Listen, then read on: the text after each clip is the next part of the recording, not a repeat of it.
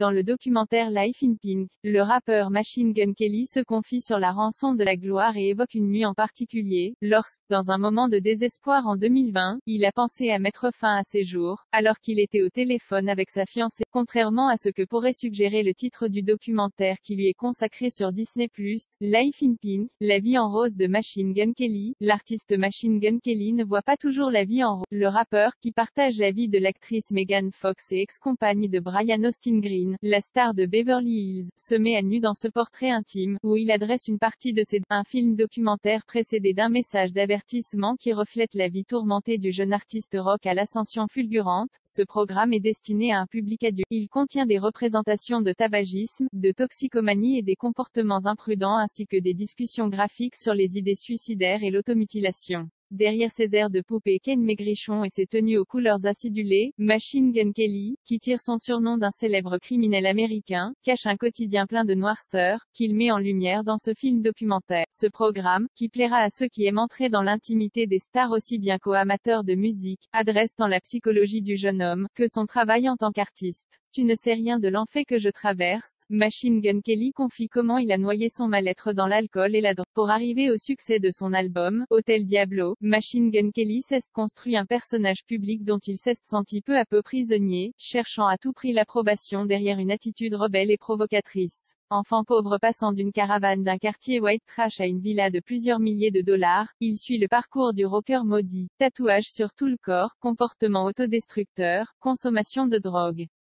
Un état nébuleux que reflète la forme du film, avec ses couleurs saturées, son montage rapide enchaînant entre images des archives et prises de vue chez MJ. Les interventions du chanteur sont comparables à celles d'un ado timide revenant sur ses erreurs et son mal-être avec un petit air de contrition. Je m'auto-sabote peut-être parce que je me sens indigne d'amour, dit-il dans ce film qui sonne parfois comme une tentative de réhabilitation. Quand les gens parlent sur mon père, je le défends, confie sa fille adolescente Casey Baker. Vous ne voyez qu'un côté de lui des médias. C'est vraiment un bon musicien, les gens doivent creuser plus que ce qu'ils voient sur pleine de bon sens, de maturité, de bienveillance et de joie de vivre. Casey Baker est l'autre star de ce film documentaire. Une jeune fille dont on parlera certainement dans quelques années. Après avoir mené la vie de bohème en tournée, dans un tourbillon des nuits blanches et de stupéfiants, MGK, qui confie au début du film, tu ne sais rien de l'enfer que je traverse, est sauvé par le confinement qu'il vit comme cure de désintox, que le reprend goût à sa guitare, retrouve sa joie de vivre et passe de rappeur à rock, ce qui n'est pas du goût de tous.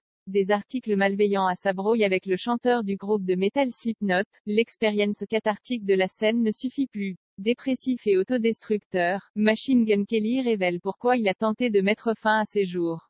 Si MGK a connu une ascension fulgurante, le chanteur naine reste pas moins clivant et suscite à la fois l'idolâtrie et la haine des sentiments extrêmes qui font remonter chez lui des traumatismes de l'enfance. Cette plaie est trop profonde, explique le chanteur qui exorcise son chagrin par la musique et confie plus tard. J'ai l'impression que dans un long extrait saisissant, le chanteur revient sur sa tentative de suicide en 2020. Suite à la mort de son père, décédé le 5 juillet 2020, Machine Gun Kelly, de son vrai nom Colson Baker, tombe dans une grave dépression. Il reste cloîtré dans sa chambre et sombre dans un état de paranoïa.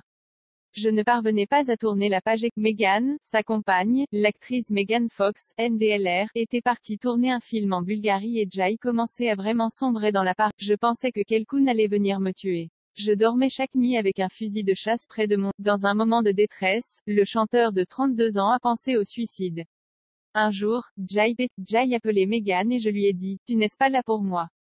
Jai mit le fusil dans ma bouche et Jai hurlait au téléphone, le fusil est dans ma bouche. Lorsqu'il a voulu le charger, le fusil s'est bloqué. C'est là que j'ai compris que quelque chose n'allait pas, raconte le chanteur, qui a compris que sa fille et Megan cherchaient à voir en lui un père et un. Ce triste épisode est l'électrochoc qui l'a conduit à décider d'arrêter la drogue pour de bon. Est-il pour autant débarrassé de ses démons?